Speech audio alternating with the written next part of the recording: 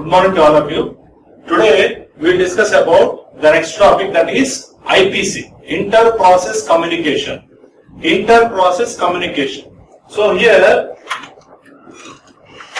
our next topic is IPC, Inter-Process Communication. What is Inter-Process Communication? IPC is nothing but the way how two processes communicate with each other. So IPC defines the way how two processes communicate with each other, or we can say that how one process interacts with another process. So IPC, we can simply define it as the way how one process interacts with another process. See here, we have defined the same, the way in which different processes communicate with each other.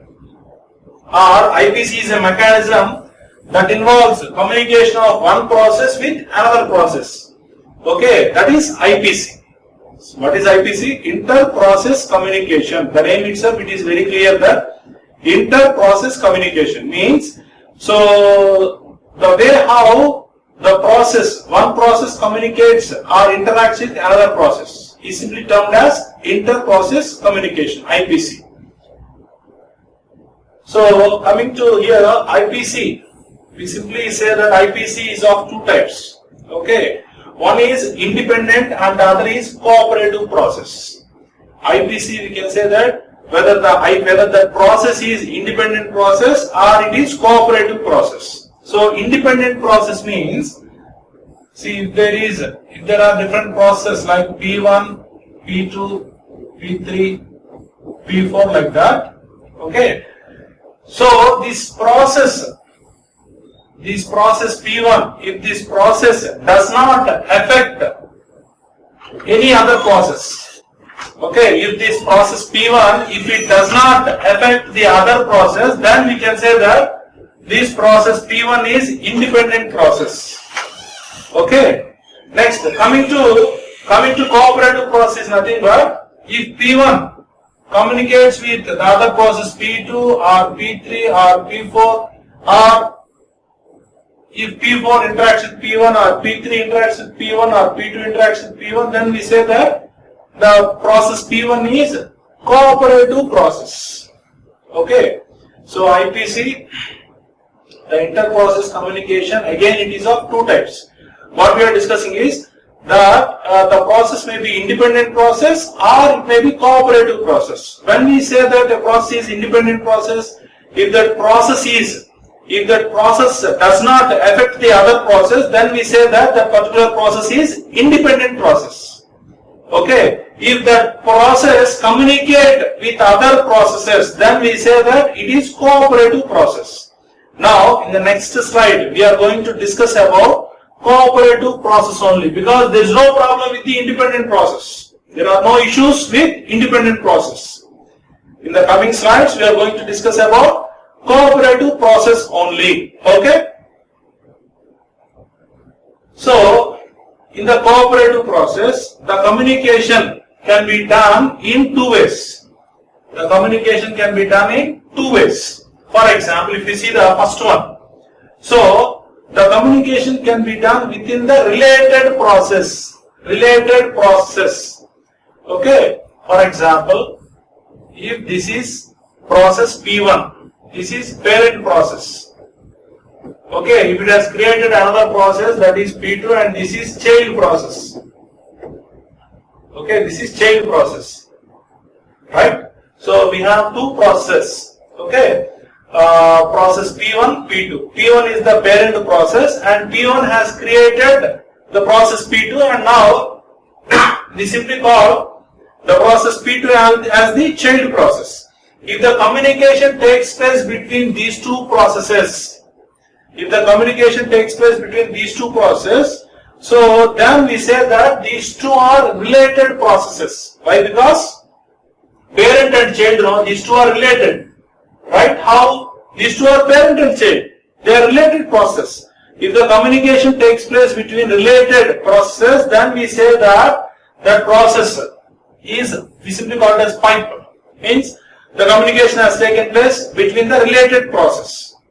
Okay. So what exactly the author is telling is the communication can be done in two ways. One is the communication between the related processes, and the other is the communication between unrelated processes. Okay. So coming to the first one, the communication has taken place between related processes. What do you mean by related processes? So if there are two processes P1 and P2, P1 is the parent process, P2 is the child process, and if there is any communication between these two processes, then we say that these two processes are related process. Yes or no? You and your parent, you both are related. Yes? So if the communication takes place between related process, we will simply define it as a pipe process. Okay?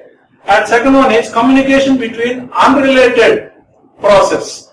Means process P1 is different, P2 is some other process. This is separate, that is separate. If the communication takes place between two different processes, P1 is nowhere related with P2. Similarly, process P2 is also nowhere related with process P1. If the communication takes place between two different processes, okay, then we simply define it as FIFO. Okay. So here what exactly the author is telling is communication can be done in two ways. One is the communication between related process, and the other is the communication between unrelated process.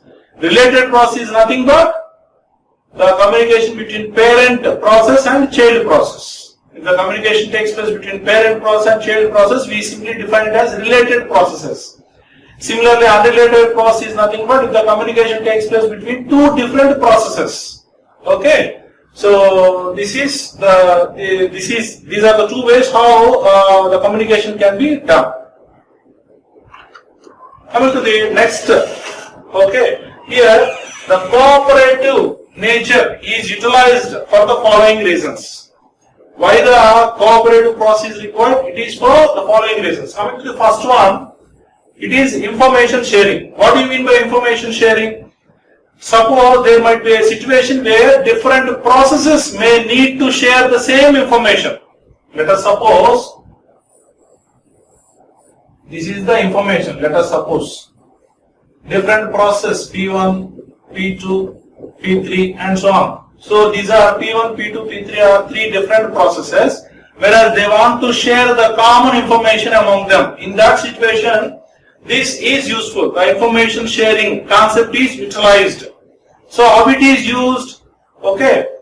So see, by using this method, the same information can be used by two or more processes. Okay. Right? Coming to the next one, computation speed.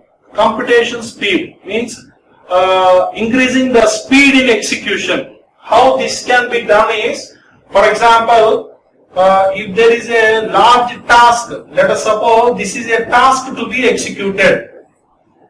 Okay, this task cannot be executed by a single process. In that situation, what we do is we will split this task into a number of subtasks. And each task will be handled by an individual process. Okay, so individually we can execute them. So thereby the execution can be, we can increase the speed of execution. Our execution speed can be increased. That is regarding the computation speed. Coming to the modularity. So if you see, modularity is nothing but splitting them into different modules. If you take an example of a corporate sector, in a software company, what they will do is, if they want to execute a big project, let us suppose this is a big project, what they will do is, they will split this project into different modules. Let us suppose they have split it into 3 different modules. And each module will be given to a separate team. This is given to team 1. This is given to team 2. This is given to team 3. Like that, each module will be given to an individual team. Again, this team consists of group of members. One is good at gathering the requirements. One is good at designing, and some people are good at coding. Some for testing, like that. And again, this team consists of number of people who are expertised in various fields like analysis, designing, testing, coding, etc.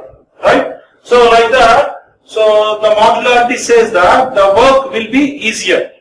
Okay, because here what we are doing, we are splitting the total work, our total task is splitted. More or less both are the same. Here computation speed means here we are increasing the speed by splitting the task. That splitting the task is simply termed as modularity. Okay. Coming to the last one is convenience. Convenience is nothing but what the author is telling is, for example, if you open a Google Chrome browser, okay, if you are using a Google Chrome browser, okay, so at a time you are able to open number of tabs you are opening, yes or no? You can open your Gmail at the same time, you can open your Google, you can open your while watching the cricket now, you can open our cricket information, or you can open some other college website or our college website, or some information related to the subject OA, some information related to Unix. Okay, you can open different tabs at a time. So you feel very comfortable in opening that. Similarly, what the author is telling is, suppose if you are able to execute 2 or more processes, if you are able to execute 2 or more processes simultaneously or parallelly, we feel comfortable. That's what the author is telling, right? Okay.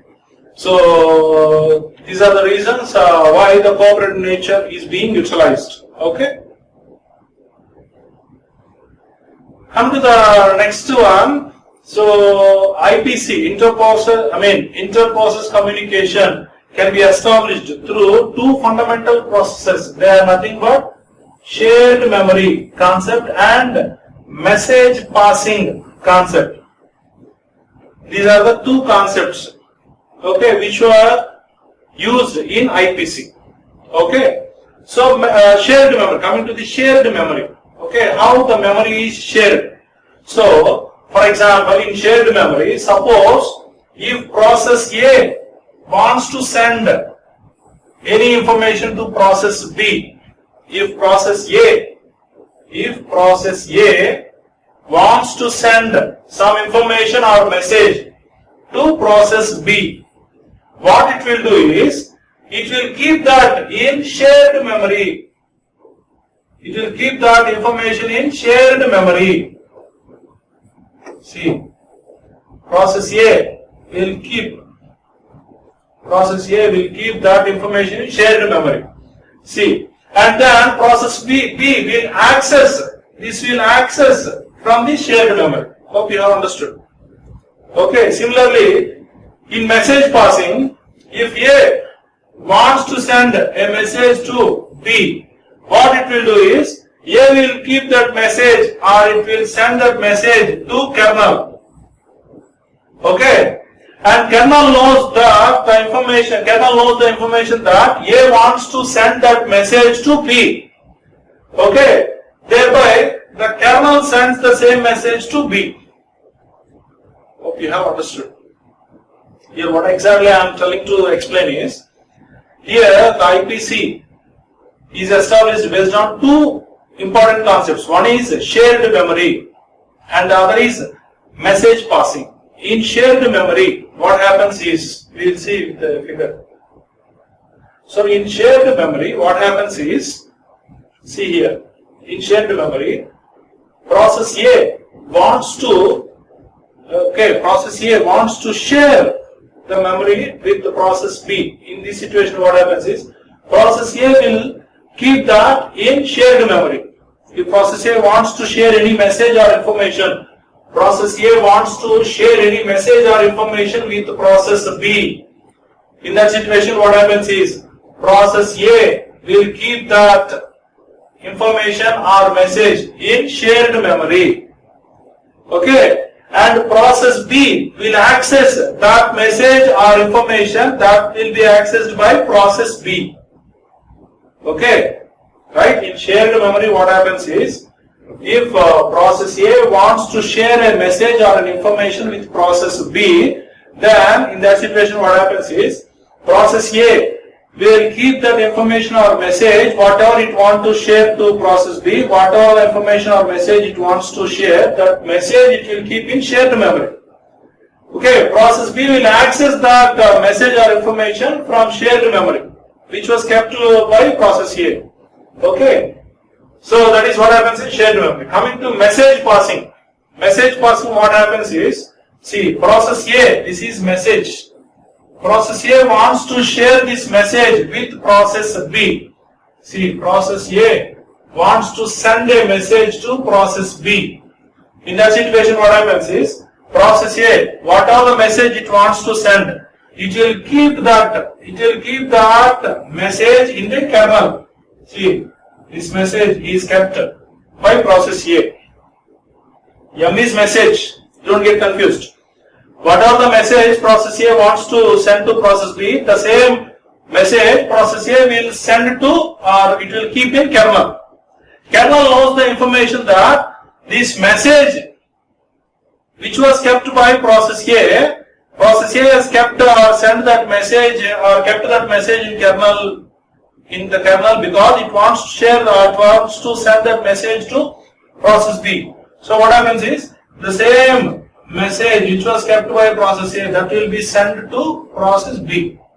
Okay, this is the message what process A wants to send. So this is the process how it goes with respect to the shared memory and message passing. Okay, thank you.